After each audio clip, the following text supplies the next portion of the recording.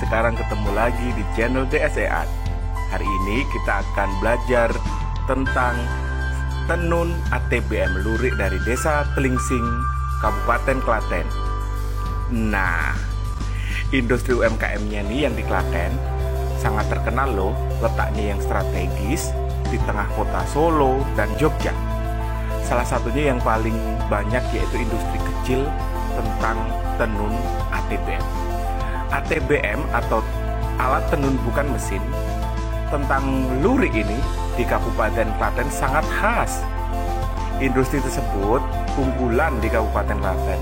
Maka tak heran bila Anda melewati Klaten maka akan terdapat patung berupa orang yang sedang menenun dengan alat ATBM. Dan bisa dibilang Klaten ini adalah ibu kota tenun batik lurik.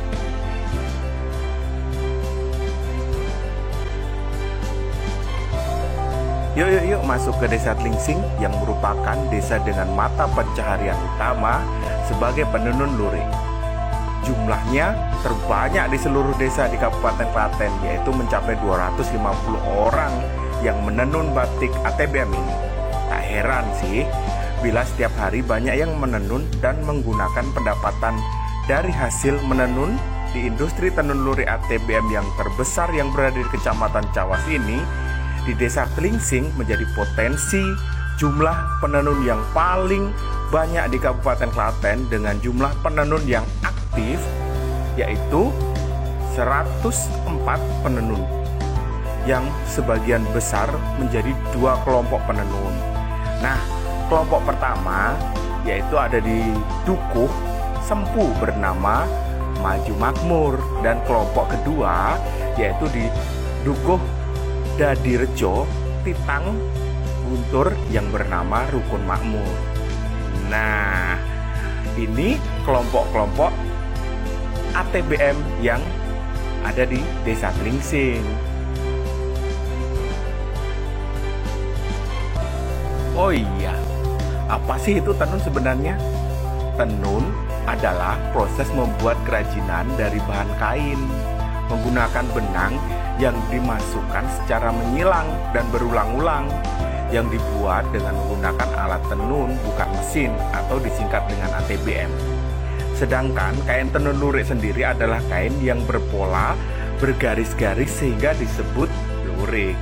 Keberadaan lurik yang sangat berkembang di Kecamatan Cawat, khususnya Desa Tlingsing. Oleh karena itu, di Desa Tlingsing ditetapkan di pemerintah Kabupaten Klaten sejak tahun 2011 melalui surat keputusan Bupati telah menetapkan sebagai desa wisata tenun ATBM lurik di Kabupaten Klaten. Nah, proses tenun lurik ATBM itu sangat rumit loh teman-teman. Maka tak heran hanya yang berpengalaman saja yang bisa menenun dengan baik. Bahkan rata-rata mereka yang menenun di usia lebih dari 40 tahun loh. Karenanya selain rumit juga diperlukan kesabaran yang ekstra tinggi. Karena proses yang panjang dan proses tersebut adalah sebagai berikut untuk pembelajaran kita bersama-sama. Yang pertama nih, bahan bakunya yang digunakan pengrajin tenun ATBM adalah biasanya dengan bahan katun.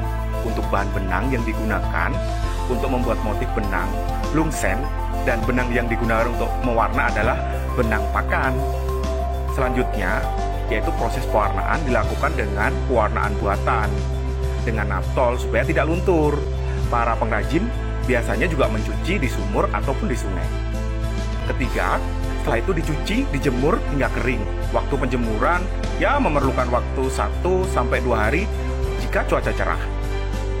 4. Proses selanjutnya adalah ngetlak, yaitu proses menggulung benang lungsen yang digunakan untuk membuat motif lurik dengan menggunakan teknik kletek.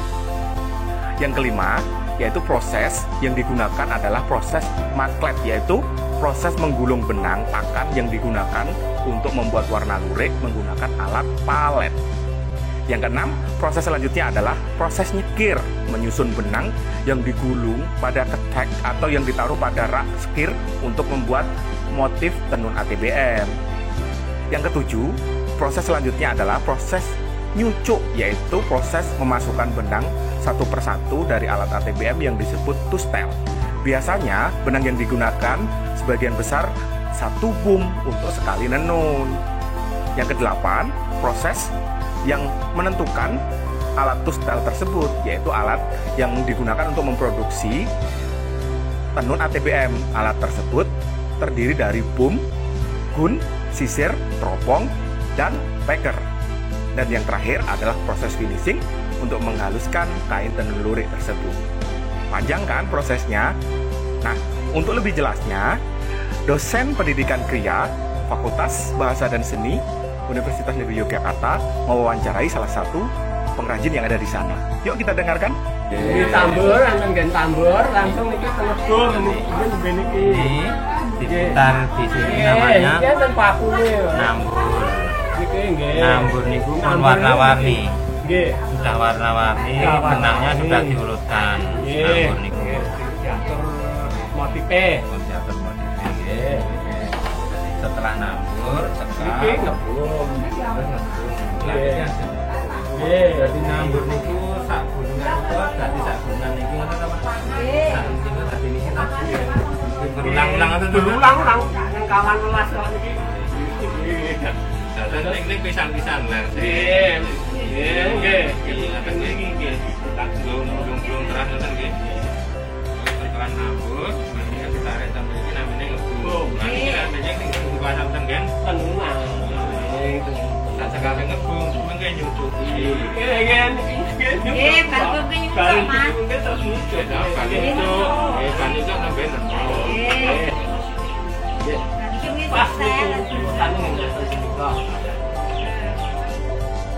Untuk fasilitas kunjung wisata Desa Tlingsing cukup lengkap loh, diantaranya beberapa showroom di sana yang menjual aneka kerajinan, teknik lurik dari warga sekitar.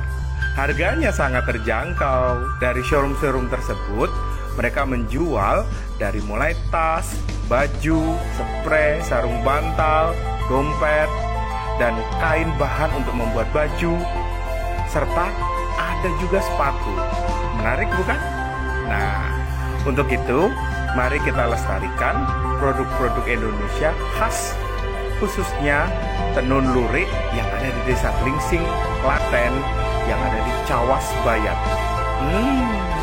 Yuk, kita berkunjung, kita berwisata ke Desa Tlingsing yang sangat indah. Ini namanya lurik batik Sindu Melati. Ini mengangkat karakter Klaten. Apa itu? Lurik di Klaten. Motif Melati. Sindu Melati akan ini khas Klaten. Klaten banget. Karena di samping motifnya lurik ada karakter Klaten yang diproduksi dengan Tlingsing.